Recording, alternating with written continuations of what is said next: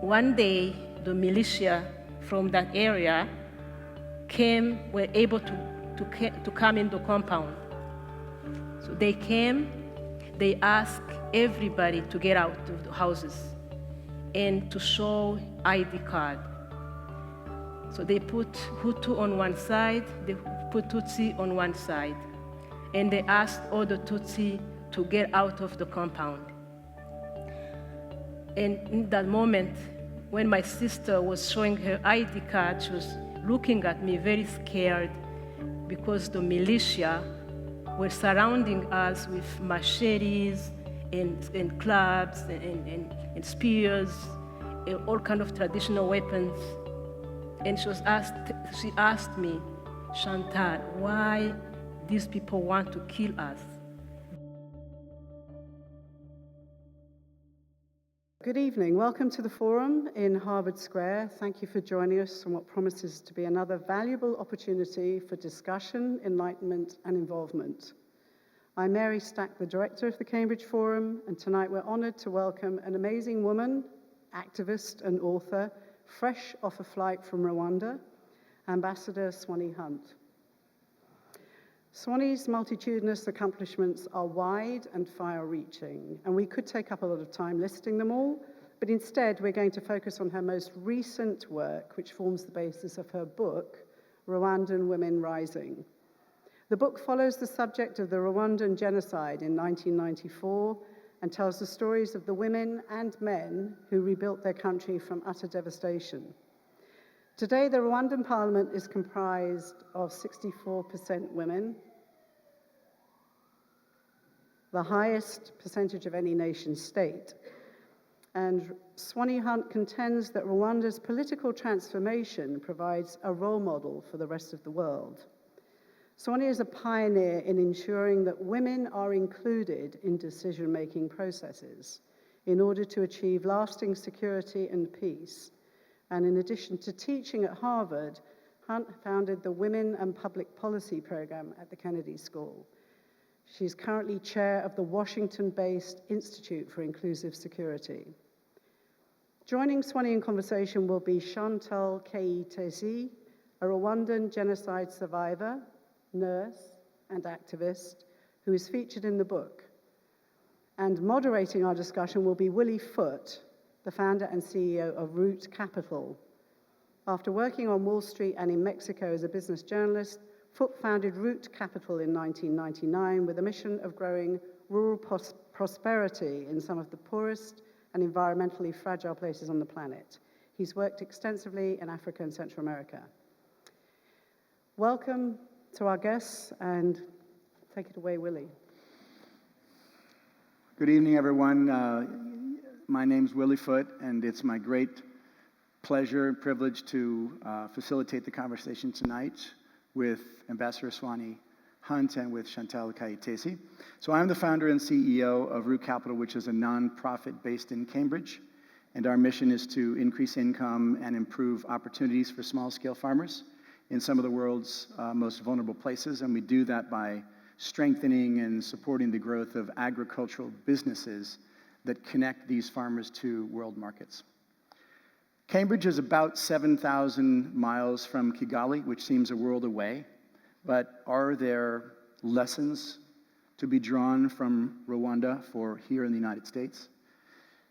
The country is about the size of Massachusetts, and I visited for the first time in 2005 when Root Capital expanded our work from Latin America to sub-Saharan Africa. And in Africa, we actually started our journey in the same Rwandan hillside communities that are described in Swanee's book, working with coffee farmer cooperatives. And over the past decade, we've supported dozens of farmer cooperatives and many thousands of farming families in Rwanda. And these are the people that are producing the high-quality Rwandan coffee, for instance, that you can buy, you can order at Starbucks, and they're creating real grassroots economic opportunity in a country that's so deserving of it. So, Swanee, Yes. In your book, you share scores of remarkable stories of how Rwandans collectively rebuilt their country after the horrific genocide of 1994. You explain how women and men came together with, quote, the humility and generosity that is often so ubiquitous in Rwanda. Before we jump into those stories, I'm curious, what attracted you to Rwanda in the first place to write about the amazing rise of Rwandan women? I was appointed U.S. ambassador to Austria, and I was there 93 to 97. And that was the time that another genocide was going on, and that was in Bosnia. It was just south of Vienna. And so I was quite involved, like lying in bed staring at the ceiling, please God, help me make this stop, involved. And ended up hosting negotiations as a precursor to the final negotiations at Dayton.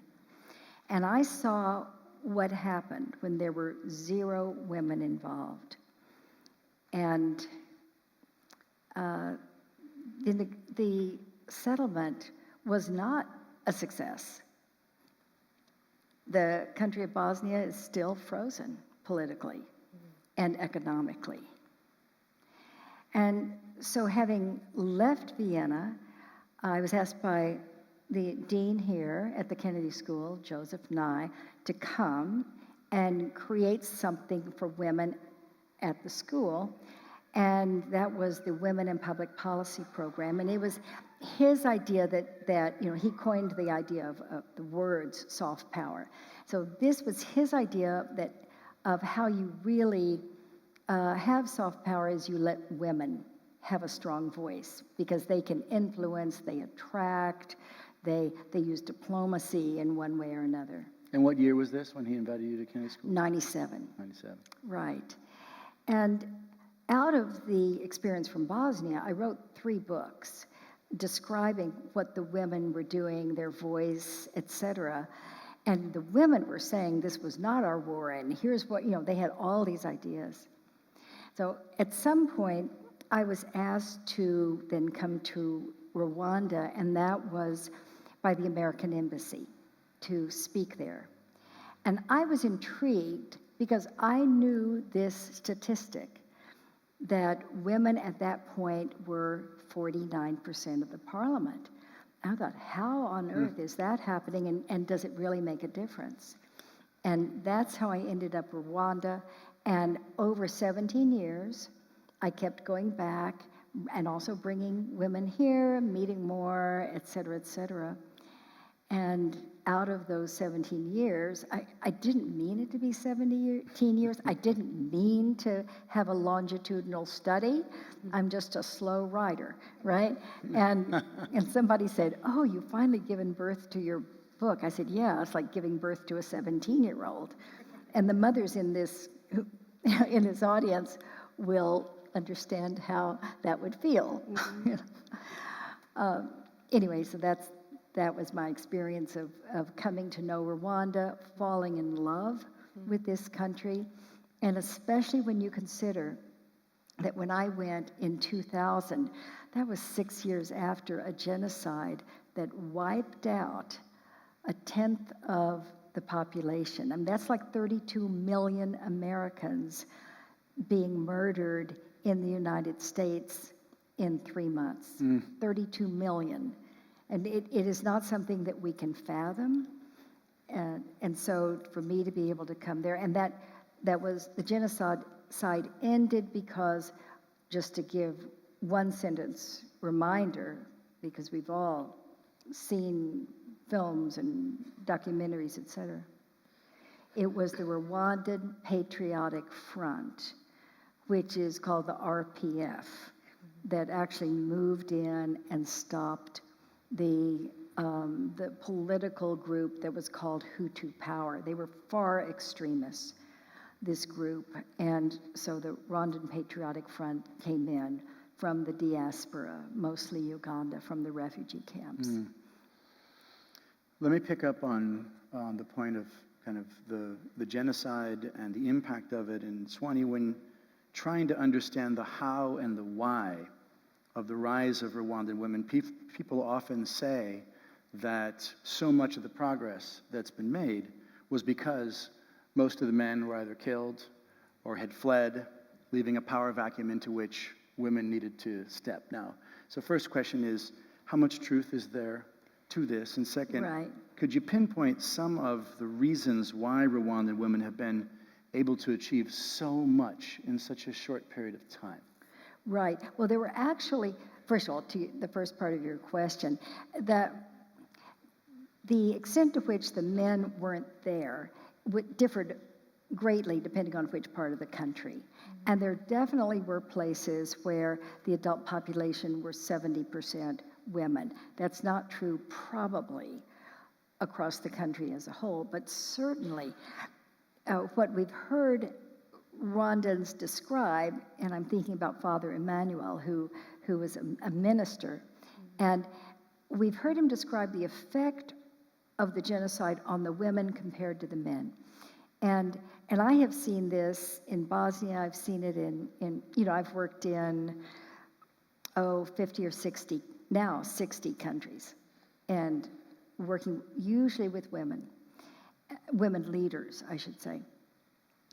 And after a tremendously traumatic event, the men tend to shut down for at least a while, and the women don't feel like they have that option. I mean, a different part of their brain starts lighting up than the men's does, and so they've got to bury the bodies, the next morning. They've got to figure out how to keep the other children from starving. They've got to. There's just not a choice, and so. Either the men had fled because they had been part of the genocide, or otherwise part of a group that feared reprisals. The reprisals, for the most part, did not happen after the Rwandan Patriotic Front came in. But there were a lot who had been killed and who had fled, but others that had just shut down. Okay, so then the women get themselves onto the Constitutional Drafting Commission, which is very important. And they are able to get an element into the Constitution that says 30%. Do you want me to go into? Yeah, I can do it. Okay. Go into some. That 30% of the places in any of the public agencies or other bodies have to be women, minimum. Well, and then they have to create a new parliament also in this constitution. So that means 30% of the parliament is going to actually be set aside for women. Okay. Now, hold that thought, because on the other side of the equation, not in the formal public way, but in more of an informal way, there were these councils that were being put together, village councils that are all women. Because this is not this like super feminist, progressive society, right?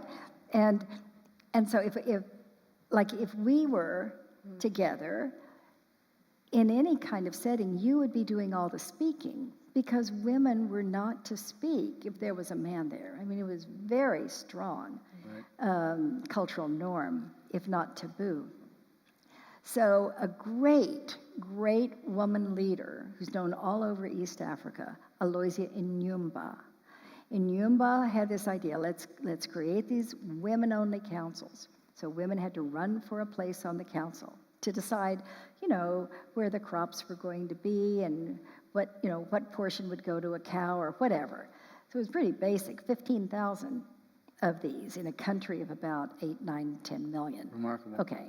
So then there's another political level. Like we have, towns and counties and states, et cetera. So there were about, I think maybe 300 or 500 at that level. And so you had to run for a place on those councils, and then you had to run again and run again. And there were actually 6 different tiers. By the time you get to the top, you have run for office so often that it's really a skill that you have. So go back to that parliament that has 30% of the seats set aside. Guess who gets into those seats? Women are voting for women because it's a women-only election. All right. And then after they've been in those 30% of the seats, the women who are in those say, you know what, my sisters, they don't have the same name recognition. They don't have the same skills. I'm going to leave those sure seats for them. They can run for those because I now am confident and well-known enough to run against the men. So I'll just say in a word that I mentioned it was 49% women. That's when I started my interviews. And when they hit 56%, I thought, oh, no, because I hadn't finished the book. And I wanted to call it Rwandan Women Rising. And I said, oh, there's going to be another election, and there's no way they're going to go above 56%. They've also always already broken the world's record, right? They're not going to go above 56%. And then there was another election, and they go to 64%. And I thought, I've got to get this book finished. I have got to get this book finished. So my longitudinal study that wasn't intended to be a longitudinal study. So what I'm hearing is that it's a combination of a top-down approach with enlightened government and leadership saying we want to encourage this, but very much a grassroots upswell, and kind of these two things meeting together. Can you comment quickly on that? Yeah. And I'll turn to Chantal on the grassroots side. Yes, for sure. It was definitely the top leadership was saying this is really important to us because everyone has rights. And it isn't about, oh, women are so much better than men. And that's one of the key things. We're never talking about one particular woman. And this isn't about, do you agree with the political, players there? That's not what this book is about. This is about the untold story of Rwanda, which is the women. And so we get the top pull and the push from the bottom. And the other key part, if I can I'll say it in one word, chaos. Chaos cracked open the culture. And that is what allowed all of these massive changes. And the women moved into that power vacuum. And that was the key. It's not that you can't have that kind of progress without chaos, but there's a lot of chaos where you don't have that progress. You almost never do. And I think one of the key messages for policymakers is when you are dealing with a chaotic situation somewhere in the world, look for that as an opportunity. There is no silver lining to genocide. Please do not hear me say there is no silver lining to genocide. But when you have it all breaking apart, pull through the women. Great time to shift to Chantal. We're very fortunate to have with us Chantal Kayitesi. She lived through the genocide, but I'll hasten to add that she was part of the drive to rebuild the country and the nation, as Swanee has described. And she was one of the leaders who stepped forward right away, forming an organization for widows. Chantal, if you could tell us about your experience, if you could give us some small sense of what you lived through during the chaos. Thank you so much. Before I speak about my experience, I want to thank Ambassador Swanee Hunt for writing this book. It is a very important book, not only for Rwandan, but for women all over the world. And Chantal, I want to say that it's in a way embarrassing for me to be talking about Rwanda when I have one of the great women of Rwanda here, and please forgive me when I say things that are stupid. Okay? No, you didn't. Okay. Multiply that times 3. And in 1994, that's when the genocide started. It was April 7. Back then, I was living in Kigali, which is the capital of Rwanda. I was married. I was living with my husband, who was a professor at one of the international universities, mostly for French-speaking countries from Africa, teaching economics and statistics. I had also a baby. Back then, he was 2 months old. Actually, by the way, the baby is now 23, and he's in the audience. His name is Steve.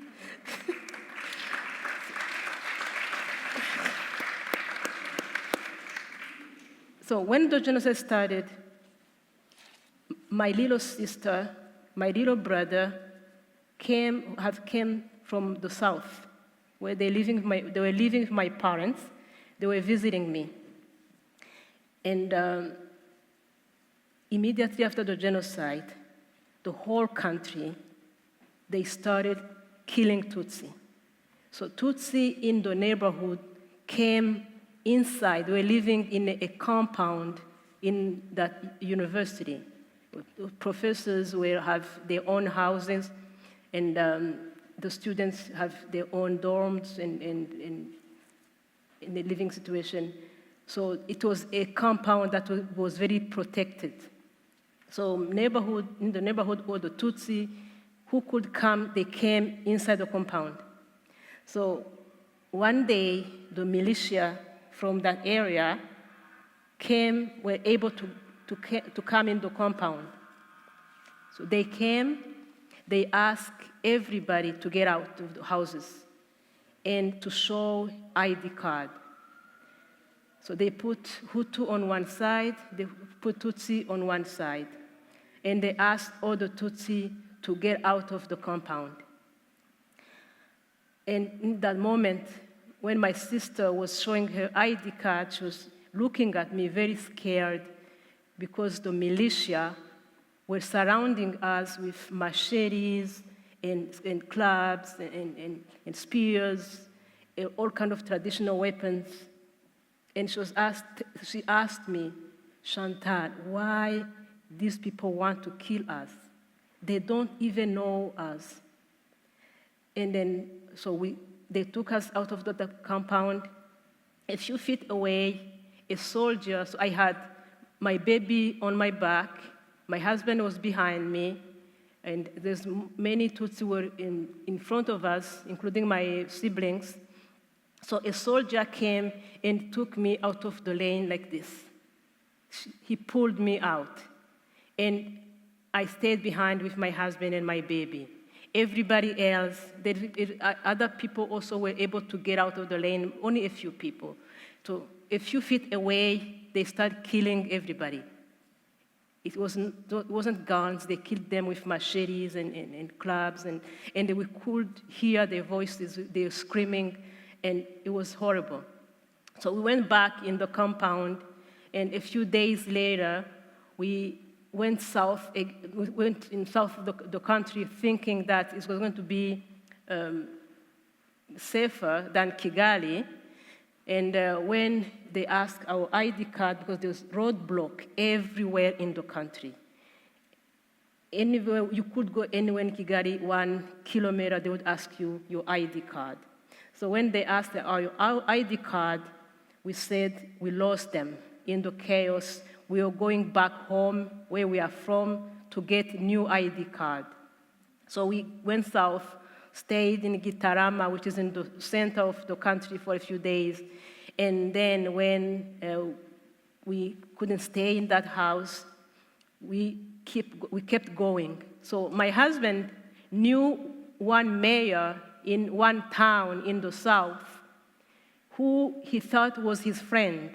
And he thought he was going to give him and me ID card that could say we are Hutu.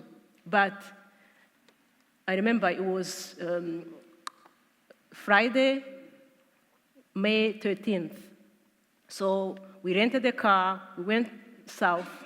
He left me at a friend's house, and a guy who was Hutu, who had married a Tutsi woman, who was from my family. He has married one of my father's cousin. And he continued to see the mayor. And when he left, he went to see the mayor. I never heard from him again. And I didn't know what happened to him until the end of the genocide, which was in August. And someone told me that mayor, my husband felt, was his friend. He's the one who told one of the policemen to kill him. Actually, he said, go. He came in, he was waiting for him in a bar. He came in, gave him a hug, and then immediately went out and told the policeman, go kill that cockroach. And that's how they described me, how it happened. Yeah, the cockroach. Yeah. Sorry, yeah. So I'm not going to talk much about everything else, but at the same time also I learned the same day that my father, my mother also had been killed in the south, in Nyanza, where we're living. Chantal, thank you for sharing that. Out of the chaos and the pain, you played a significant role in creating something very powerful and beautiful. How did you decide to band together with other widows from to form the Association of Genocide Widows, and what has been its contribution to the healing and the rebuilding of a new nation in Rwanda? Immediately after the genocide, I went back to Kigali because I didn't know what had happened. Maybe I was hoping that my husband would be alive.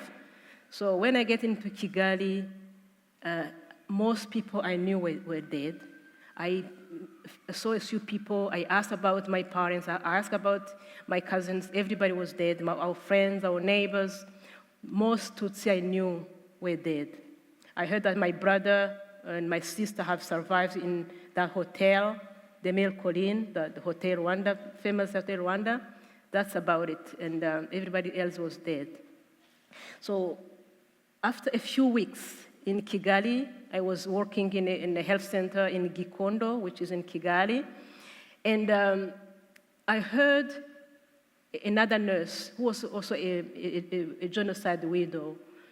There are a few women who are meeting every week in town. So a few women have started meeting. They have maybe met 2 or 3 times already. So immediately we joined them. Every week we would meet. We didn't even have a room to meet. We would meet under a tree somewhere and talk and just understand what just happened to us. Everybody have lost their husband, they have lost their parents, brothers, sisters. Their houses have been destroyed. Everything they owned have been lost, have been stolen. Many women were wounded. A lot of women have been raped. So it was, I don't know, we thought that it was a catastrophe. We couldn't understand it. The only way to understand it, we needed each other. And by coming and talk, we didn't think about it really, but we were looking for a new family, and making sense together, and think through things together, cry together, and try to think, how are we going to survive in this new Rwanda, where we know nobody, when we have no family, and that's the main reason we created the organization. After meeting many times, we decided, let's make it official. Let's start an organization to advocate for widows of the genocide and orphans. So the contribution of women, I think, as widows of the genocide, I think the main contribution was to remind the new government, to remind Rwandan that we can't just move on, forget about what happened. We have to stop and think. It's not normal that in only 100 days, over 1 million people are killed by other Rwandan, killed in horrible way, and we have to think about it. So our contribution was to make sure that we advocate for justice, we advocate for reparation, we advocate for health care, make sure that women can find shelter, we can build new houses for them. So our contribution in the civil society was to tell the government what was happening really in the village. As you said, the Rwandan Patriotic Front was made mainly of soldiers who came from refugees in the neighboring countries, in Uganda and Burundi and Congo. They didn't know the country the way we knew the country. So to be able to put together programs to help people and to establish institutions, they needed information, they needed to discuss with people who were involved who were in Rwanda and who knew about what was happening in Rwanda. So follow-up question, Chantal. So going back to this remarkable achievement today of having 64% women in Congress, and comparing it to the beginning of the association that you launched, what's the impact of having so many women in so many different positions of influence and power, civil society, government, business? It jumps to mind a woman that we work with closely in Rwanda named Angelique Karekezi, who runs a federation of coffee farmer cooperatives. And the last time I was there visiting our partner businesses, she had a delegation of men from Uganda in the coffee industry trying to understand how was it that Rwanda did this. What's the impact today on having so much influence, influential women in positions of power in the country?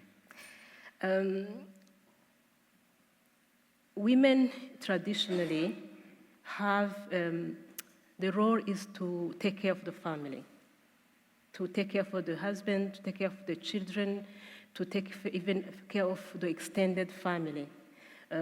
Having women in position of power from the grassroots to the top of government, the women are bringing the skills as managers, they are bringing the voice, they are telling Rwandan, we were behind, we didn't enter politics, we are not in the army, but after a genocide like this, we've seen how the country has been destroyed. We need to step up to the plate, we need to contribute, and we need to have our voices heard in the country. So I think that's important for women to be in a position of power, because by doing that, they're not doing that because someone decided to make 64% of women be in government. They work hard on that. And as you have said, we have women in leadership who were behind that push to make that happen. You mentioned Aloysia Inyumba. Back then she was the Minister of Gender. And I remember after the genocide, she was talking about reconciliation, about peace, and about going and talk to people, to women whose husbands were in prison, who had killed people, and we were thinking, come on, we are not there. We don't want to talk to them. And it was, she continued to push women to work together. So I remember there's an umbrella of women's organization in Rwanda called Profam Twese Hamwe. This is an organization that has women from the grassroots, or Hutu and Tutsi, educated, non-educated, and there were women in parliament, there were women in political parties. Inyumba and other women in leadership were behind in bringing women together at the table. And I remember the first time women were together, it was when we went to Beijing to the International Women Conference. That was the beginning of the women working together to achieve what people think is a miracle, but I think it's hard work and the political will to make that happen. But it wasn't easy. It didn't happen overnight. people have to think very hard and work very hard to make that happen. Swanee, let me turn back to you, and let's stay on stories for just another minute.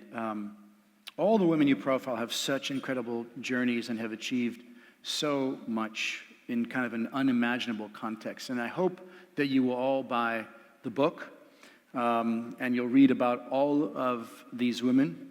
But for us here tonight, could you share a story with us?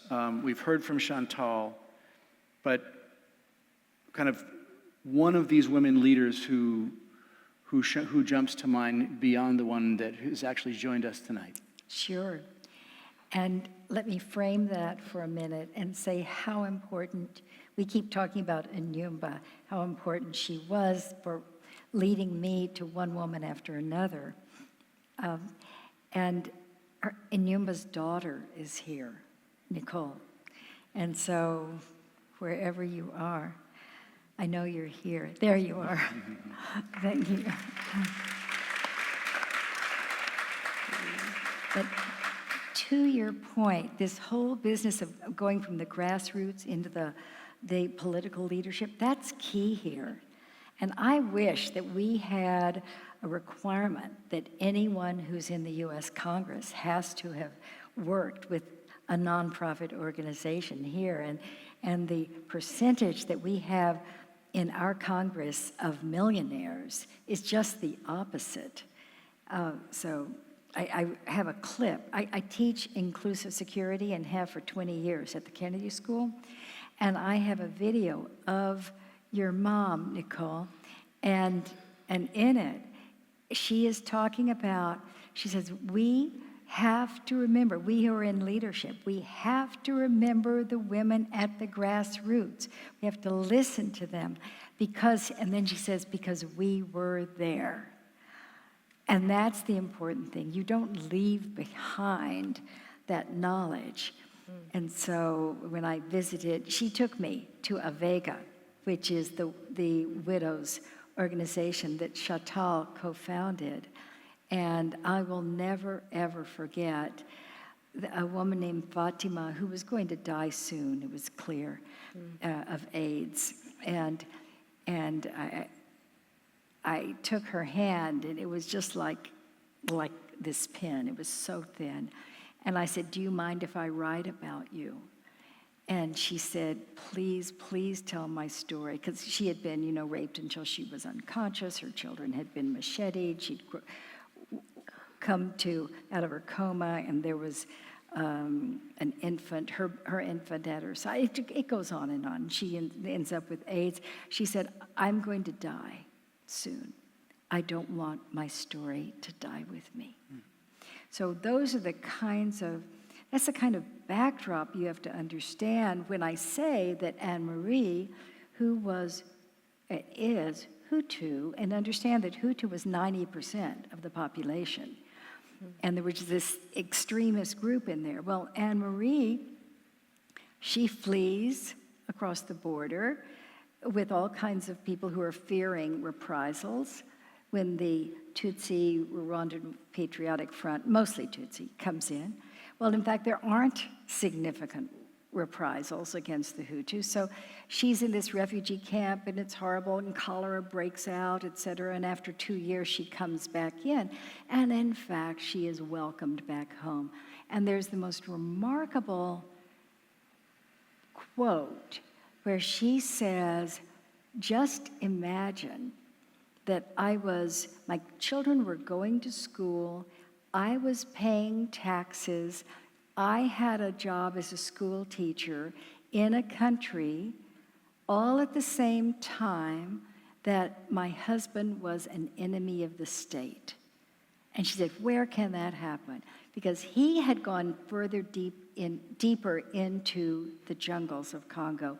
He had become the head of intelligence for the rebels, who were, by rebels, I mean the extremists who were now coming over and doing raids inside of Rwanda, raping and pillaging, et cetera, burning down homes. So he's the head of intelligence. She goes over into Congo, and she spends a week finding where the camp is that he's connected to. And she's doing this on foot, of course. It's extremely dangerous. She calls it a suicide mission. He's not there. He's further up into the jungle. She waits, he comes down, and she spends the next 5 days trying to convince him that the treatment she has gotten back in Rwanda has been a welcome. He finally agrees to come back in. And then she goes in and she brings out the next, a general who brings with him 400 soldiers and all their equipment. Now, this general, the second one that she brings out, he becomes the head of the prison system in Rwanda. And her husband becomes part of the National Armed Forces. I mean, this is the kind of story that you hear all the time, but it's because she was willing to take this on and go after him, bring him in. The rest of the story, in 2 sentences, she becomes a member of parliament. So that's the kind of representation in parliament we're talking about. And they end up with 5 children, but then they adopt 3 Tutsi orphans.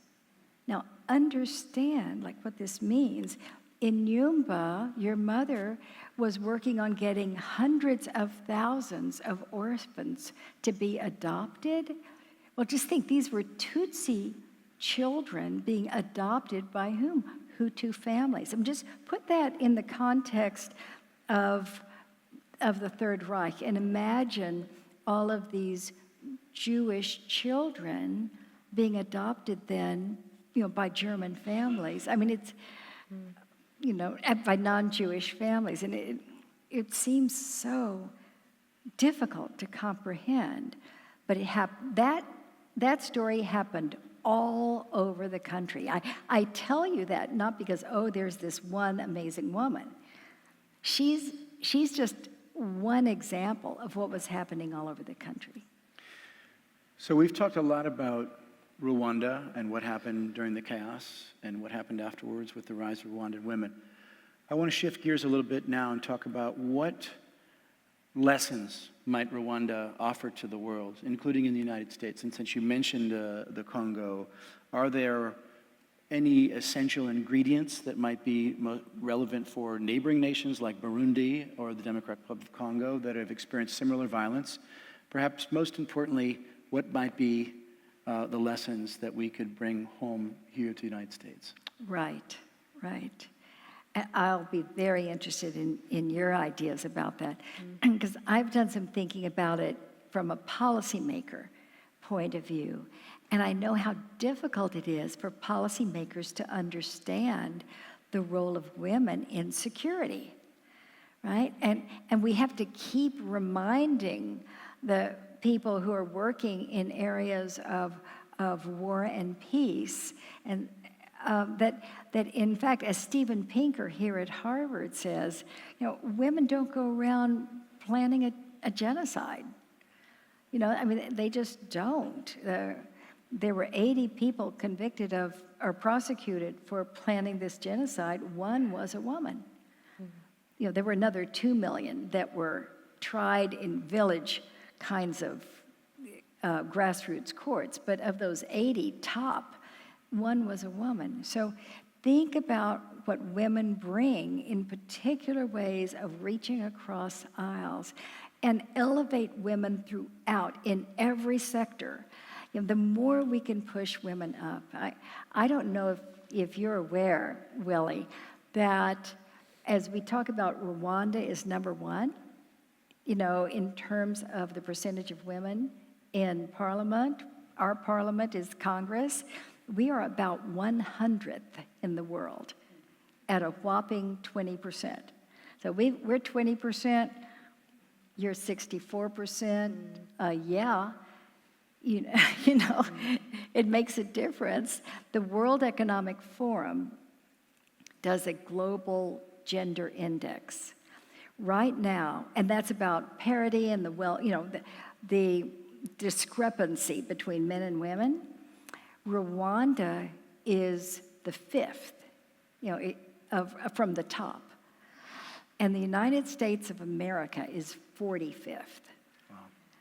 Now, I think that that's not an accident, that they're number one in terms of the percentage of women, and there's that kind of difference between the United States and Rwanda, that they are fifth in the entire world in terms of the opportunities for women. Chantal, I think you told me you arrived with your son when he was 5 years old in 1999. What should Americans learn from the Rwandan experience? I probably don't know, but I'm going to take a guess. And I think coming from a country in the middle of nowhere, coming also after a genocide, and at least Americans were able to go back and to see the progress in Rwanda and how Rwanda had really learned from the mistake from the genocide to work hard on rebuilding the country.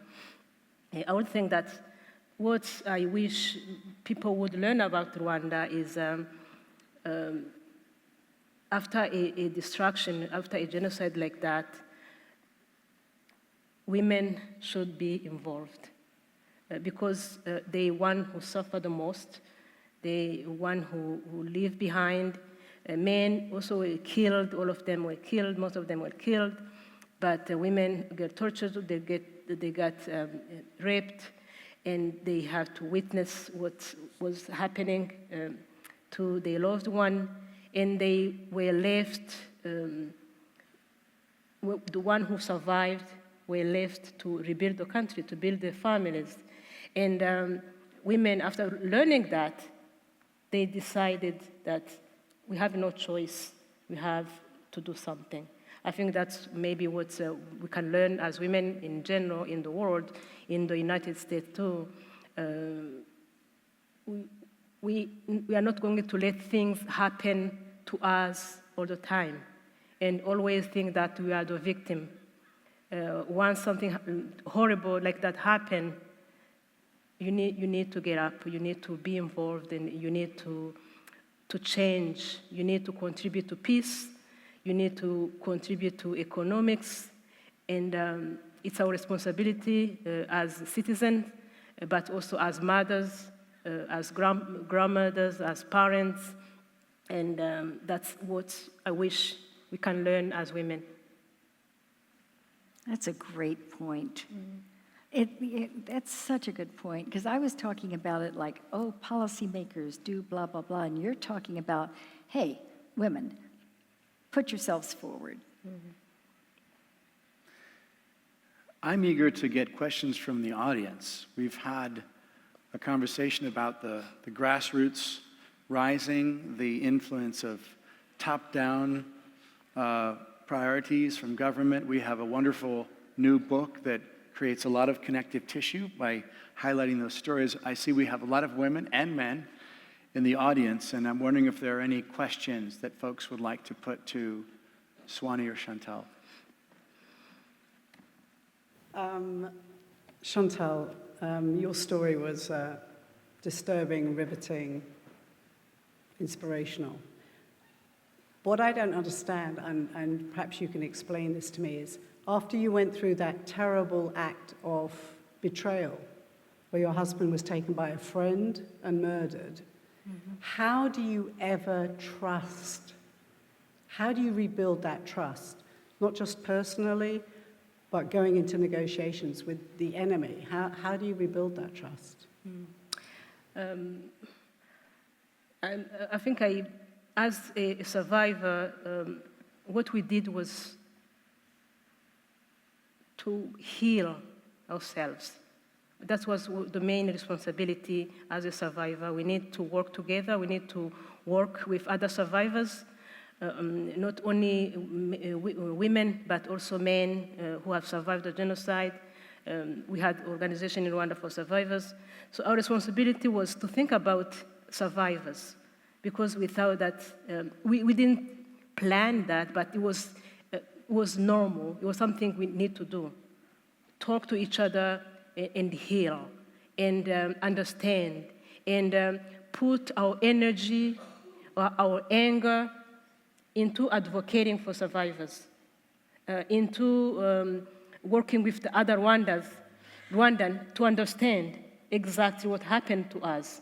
And by doing that, that contribution was very important to, for policymakers, for other Rwandan to understand every time we engage in programs of rebuilding Rwanda, in reconciliation, when we decide that justice, we are going to release people from prison, we have to understand what happened to survivors. Those are the people who killed our families.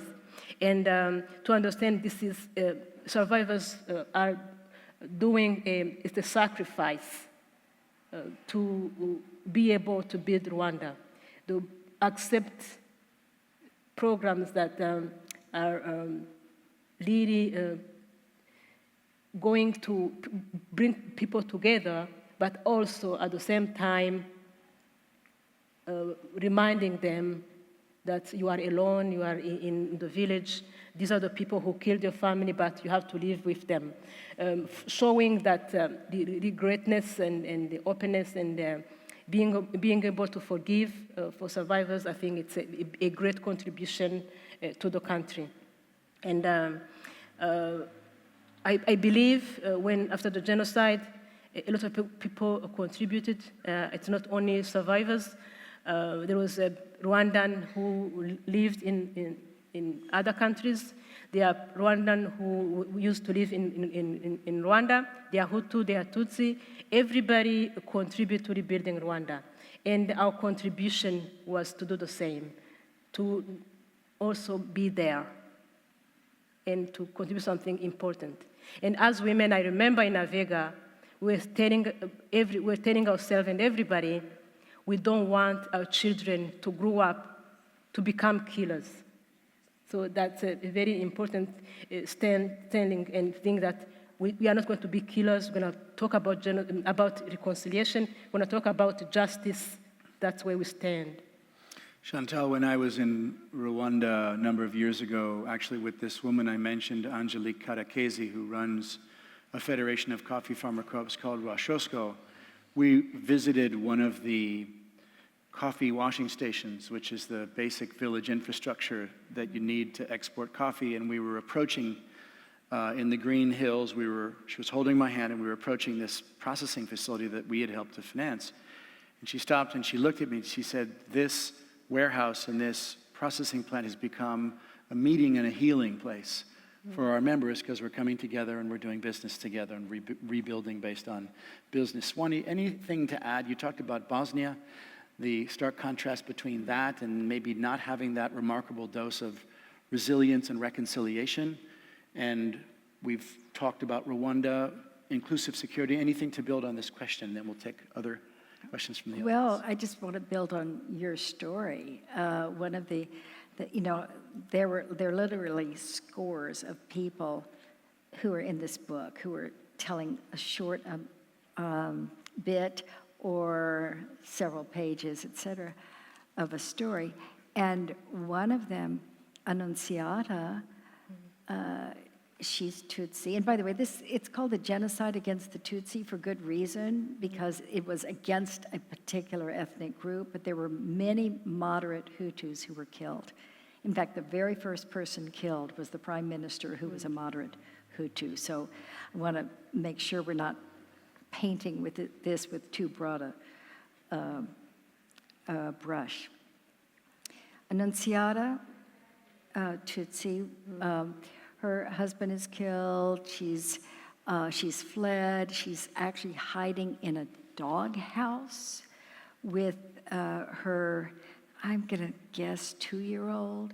She gives birth in the dog house, and there are a lot of more circumstances that I won't take the time right now to tell, except she ends up, after the liberation by the RPF, then she ends up in a church, going to church to essentially It's a church that has actually had a whole crowd of people who had taken refuge, and they've all been slaughtered.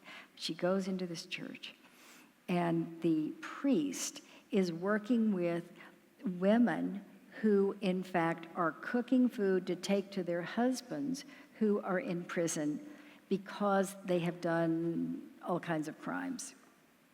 And there were 800,000 men at that point in these prisons. I went to one of the prisons, they're just cinder blocks, and there's no food there, so women were taking the food every day to their husbands, cooking it together. Well, she's got to cook also for her kids, and so she starts cooking with these other women. So she's helping cook meals for the men who actually killed her family members. And of course, eventually the trust starts to build. It's interesting, it starts with the food, but then it starts to build in terms of the human relation. So it's very much the kind of scene that you've heard so much about. And I forgot what your question was, but I sure enjoyed my answer. Well, and we have a line of questions, so Okay. back to the audience. This question came from Facebook. What can women in the US do to assist our sisters there? I have some ideas. I just came from, as I mentioned, Rwanda. I think, did I mention it? I came yesterday, I think, from Rwanda, and I visited a wonderful school. The Manyundo School, it's a middle school and for girls only. And so if people want to find out about how to connect with that, I'll put something up on my Facebook page, and then there's also the Aquila Institute, which is for college. It's a women's college. And these are great organizations, and they're building the confidence, and women are building confidence among themselves, and then we have our Institute for Inclusive Security with all kinds of members there too. So I'll make sure that information is up on our website. Yeah, very, very quickly, there are so many organizations in Rwanda. We talk about Rwanda have changed, and there is a lot of improvement, but it's still a lot of needs too. People are still suffering for trauma. Orphans still need to go to school, and when we talk about school, I feel it's the most important thing anyone can do to help someone. So there's many organizations of women in Rwanda. There's Avega. We have many organizations of survivors. For sure, Avega. Yeah, who always are on the ground and doing wonderful work in rebuilding Rwanda, especially helping the children, the future of our nation. I'll quickly add that Chantal has done wonderful work in public health, and because we're in Boston, we should mention Partners in Health. Paul Farmer, yes. Paul Farmer, really a hero, whose organization and his team on the ground has helped to really transform the healthcare system in Rwanda. And I'll also mention, since I opened talking about coffee, drink delicious Rwandan coffee, because many of the farmers are indeed women. And as I mentioned, many of the leaders of the farmer cooperatives are women. And in terms of, to the question around how can we learn from Rwanda beyond its borders, Root Capital is now supporting 6 cooperatives in eastern Congo, 30,000 farmers roughly, who are very much piggybacking off of the renaissance of the specialty coffee industry in Rwanda. So drink Congolese coffee as well, but start with the Rwandan coffee. But also find out about Root Capital. And that's going to Thank you. be, yeah. But that's going to be, we have a page, a website for Rwandan Women Rising, and we're going to put all this information about these ideas. But really, Root Capital, trust me, how long have I known Root Capital? decade or almost. so. What'd you say? From A decade. Liberia back when. Yeah, to- right. yeah, I mean, thank you. it's spectacular. Also, the First Lady, Jeanette Kagame, has an organization. We were just at a rally for them. It's called Mbuto, and they're taking really poor kids and creating the next generation of leaders there. Next question. Great segue to my question. I think each nation plays its own role in leadership, and I'm deeply struck by the fact that you, Willie, said that we need to learn from Rwanda and other countries as well. And so my question is for you, Chantal. You mentioned the Holocaust, and I know from my own experience being an American for my whole life that we told wrong stories and no stories about the Native Americans who lived here before my ancestors came here. And we spent a lot of time in my early adulthood trying to be in better relationship with Black people in the Boston area. And the Holocaust happened before that. Here we are now, and things like this are not only happening in Rwanda, there are things that are happening right here in the United States and that are being sponsored by the United States in other places. So my question to you is, what should we as Americans be doing, not from a policy standpoint, but just in being good citizens in our communities to help prevent the sort of thinking that allowed the Rwandan genocide to happen? That's a very tough question. Thanks so much. And I'm not going to say that Rwanda, everything is blue and then all the problems are gone, but because exactly how Rwandan saw destructions, it was in our interest as Rwandan to take responsibility for what happened to us. We often talk about that the United States and the international community abandoned Rwanda, which is true. But we also, as Rwandan, know that the genocide was possible because Rwandan killed other Rwandan. So people were supposedly, the majority in the country, decided one day to kill their neighbors who were the minority, who were Tutsi. So taking responsibility doesn't make you a bad person, and I think it's a start. When you take responsibility for something we are involved in, and it's very important. Another thing we can learn, maybe it's if someone kills someone else, if that person is responsible. Your children, the children of the person who killed is not guilty. And I think that's something very important to know, that even though your parents maybe had killed, or maybe your relatives had killed people, you didn't do anything. And going there and think, okay, I recognize that my neighbor, my family was involved in doing something bad, but I didn't do that. I'm sorry it happened to you. We need to work together to build a country, to build peace. So that's how I think Rwandans have decided, because they don't have another choice, to get out of the situation we're in 1994. Do you want to build on that, Swanee? Well, I was thinking, as you were speaking, and I sort of went a different place in my mind, I was thinking about you. And I was thinking about what an inspiration you are, both in the book, but also to me right now. This is just a very personal reaction. It's not from my head, it's really from my heart. And I was thinking, I wish I had known right when you came here in '99. I wish I had known you, and I wish I'd been able to say welcome.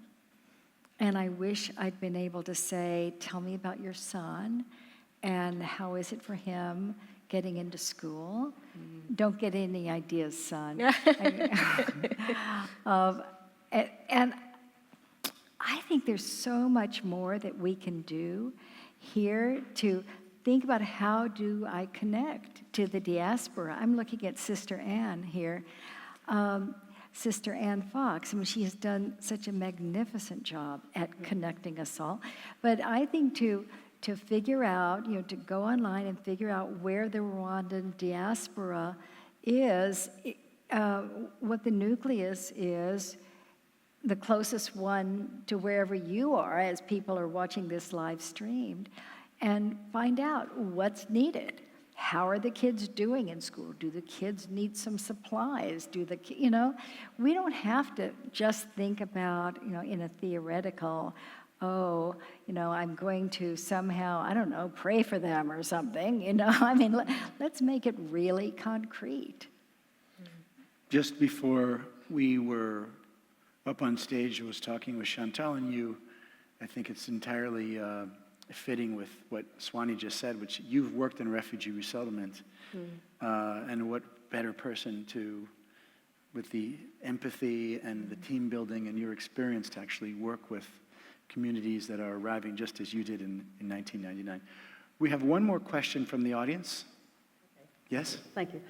I'd just like to say, when I was a little kid in the 70s, I actually knew where Rwanda was only because my dad's company was on the same floor as the Rwandan consulate in New York. So I always thought Rwanda was a cool place because my dad told me about how many crates of Remy Martin and cigars went into that room. So I was always like, wow, gotta go to Rwanda, sounds cool. But I was 10 years old. Anyway, but what I wanted to know was, as a history teacher, I'm always fascinated about how we teach and if we teach, the mistakes of the past. So I'm just curious about what they tell, kids in Rwanda today. Do they tell them about the massacre, or do they try and cover it up? Because it's a very difficult thing. Mm-hmm. I mean, in Peru, for example, there's a huge controversy about Sendero Luminoso, the Shining Path guerrillas. Do we talk about them? And like you said, that young children aren't guilty, and that's fine. But I mean, some people say don't give honor to these people by talking about them, and others say no, we can't forget it. Mm-hmm. So I'm just curious about how, and if you teach this, what you teach to kids in Rwanda today. Mm-hmm. I'm going to say a word first, and then turn it over to you. But the leadership made a very interesting decision right after the genocide against the Tutsi. And I say it that way because of what you're talking about with ID cards. Mm-hmm. Because those ID cards, which were really established by the Belgians during the colonial times, they said Hutu or they said Tutsi. And the leadership, when they came in, they said, we have got to have stability here. And in addition to Inyumba becoming the head of the Commission on Unity and Reconciliation, by the way, the leadership said, okay, no more ID cards, period. Not only that, you will not talk about Hutus or Tutsis. So even sitting here, whenever you say that, I get this, but because for a long time, you really couldn't, you never, ever said, well, which are you, right? Mm-hmm. But you didn't even talk about, I am Hutu or I am Tutsi. It's, I am Rwandan, period. Because, you didn't have to teach about the genocide. There wasn't anyone in Rwanda who didn't see the killing. There was no one. It was so in your face, ubiquitous. Yeah. I think remembering is not contradictory to moving on. And I think in Rwanda, every year we remember the genocide. It's a holiday on April 7th. The government is involved, all level of government, they remember the genocide, and we talk about it. And it's part of our history. It may not be a very positive history, but it's our history, and we need to acknowledge it, we need to accept it and own that history. And it wasn't easy to get to that conclusion. We started in Organization of Survivors There was Avega, there was another organization called Ibuka, which is an organization of all survivors, including men, advocating to remember. We're remembering, and then it was mostly survivors who were involved in remembering, but now the whole country, they remember. They have commemoration all the time. And we do that in the diaspora as well. So by doing that, the government of Rwanda has put together they have started teaching the right history. That doesn't emphasize division and sometimes information that were not true. And people who didn't know about history and from all sides of the Rwandan conflict contributed to the new history. So we are on the same page on explaining our history and learning about it and learning from it. And that's very important. It's not going to stop people from building a positive society when they remember.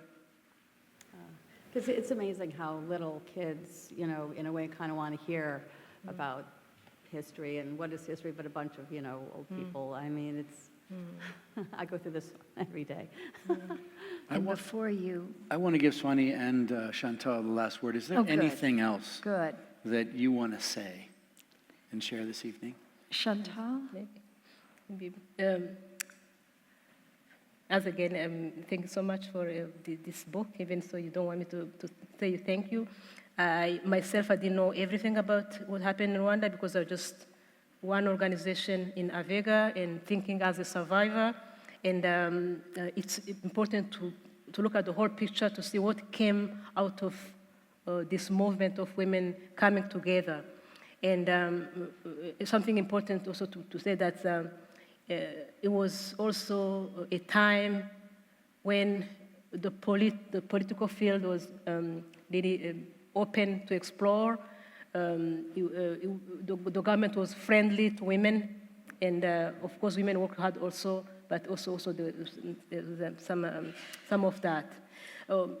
What I would like to say last, maybe something I didn't say during my presentation, was because of advocacy and the work done by women. I'm talking about our group in Avega as widows, but also other group of women in Rwanda. For the first time, rape and crime committed during genocide was recognized as a crime of genocide, a crime against humanity. That was done for the first time because of Rwandan women who advocate for that. Then that is a very important precedent for women all over the world. I was with some of those women who went to the UN tribunal and testified.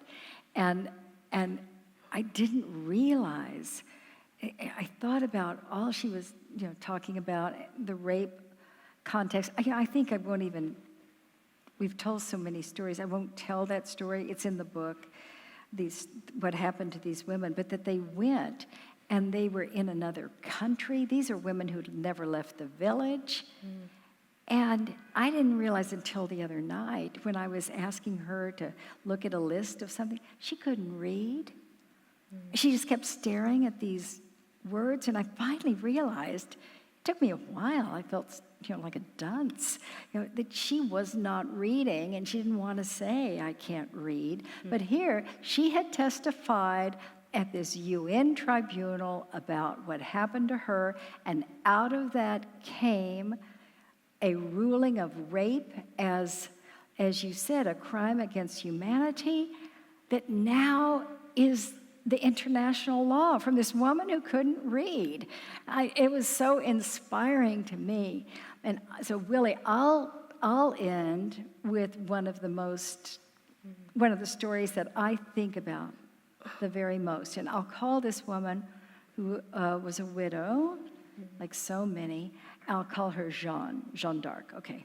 So her son, teenage son, was killed. And he was killed by a neighbor another one of his playmates, right, as a boy. That happened all over the place because of the frenzy, this hysteria, like kill the cockroaches, etc. Okay, so as I mentioned, all of these guys, mostly, they have fled into Congo and they start coming back a bit. And out of the 200 who flee, out of the 2 million who flee, 1 million come back because they keep hearing that they are welcome back. But they're put in these camps that just for, a couple of months or whatever, 3 months, to just get everything calmed and, before they go back to their village.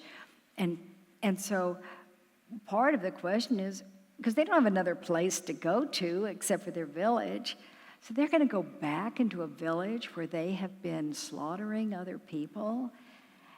And so some of the women decide they're going to go to the camps. They're called education camps, okay? So they're going to go to these education camps, and they're going to talk with the guys and help them take steps of just coming to grips with it before they even come back to the village. Jean goes to the camp with a group of other widows, and she finds there the playmate of her son. And she's face to face with the boy who killed her boy. And she says to him, "You're going to come back. My son is dead, and you don't have a family at home. So now you're my son." And he comes back and she says, "And you have a home. You can stay in my home. There's a small house at the back of the garden." And he says, "I'll stay there." But she says, "Okay, but when you get married, I am giving you the cow." Now this is huge. It's hard to say what a cow means, in our culture, but I'm going to give you a cow. Mm-hmm. And when I die, you have my home. It's just, I think about that. I think about her. She has changed my life, and I've never met her. But that story, again, it's over and over and over across Rwanda, but it needs to be over and over and over in this country. There is no reason. When I hear, I see all these talking heads, these pundits, why our country is so divided. Does anyone know what we can do? No, I don't know what we're ever going to do. After the last election, come on, folks. Come on. You really can't think of what to do for our country when you look at what real division looks like? Maybe what we should do here is have more women in the decision making, because I think they would figure out what to do. And that isn't the last line that I thought I would leave, but it's a good one, so I'm going to just stop right there. Well, I will close by saying what a privilege it has been to moderate this conversation. I hope that everybody takes enormous inspiration from Chantal's story, and that we learn from the scores of stories that are in Swanee's book. I hope you all buy and read Swanee's book, and I hope you drink more delicious Rwandan coffee. Great. To you.